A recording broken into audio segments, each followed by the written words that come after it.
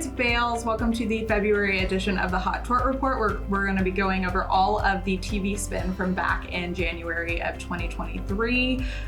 Overall, relatively low spin from January compared to December. We do have a new number one. It's an oldie but a goodie. Mesothelioma is coming back in at our number one spot. It's actually at consistent levels with what we've seen it at in the past, but Camp Lejeune has dropped to number two. It's the lowest spin that we've seen it since its inception.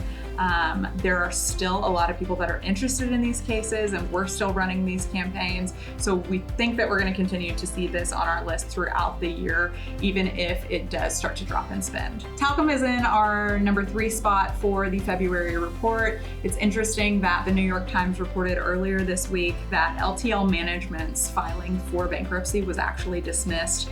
This is a subsidiary of Johnson & Johnson, and while they plan to appeal this decision, a lot of people are hopeful that this puts us one step closer to seeing a lot of the payouts that some of these victims deserve. I mentioned a lot about our fifth and sixth spots in last month's report. Whitehardt is steadily running campaigns for chemical hair straightener and Paraquat. We are getting really great results for these campaigns. It's important to note that Paraquat is scheduled to have its first bellwether test trial in July, and it's speculated that these payouts are going to be higher than Roundup. So it's going to be really exciting to see what expectations are set here. And that, of course, is if the trial doesn't get pushed again. Notable mention, this is the first time that we're seeing any spending for this tort at all. It's Tepezza.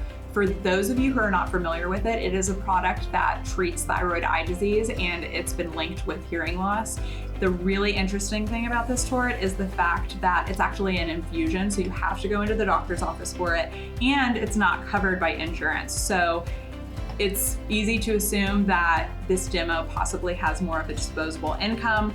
While it's not on our top 10 list for February, we are going to continue to keep an eye on it and let you know where it goes.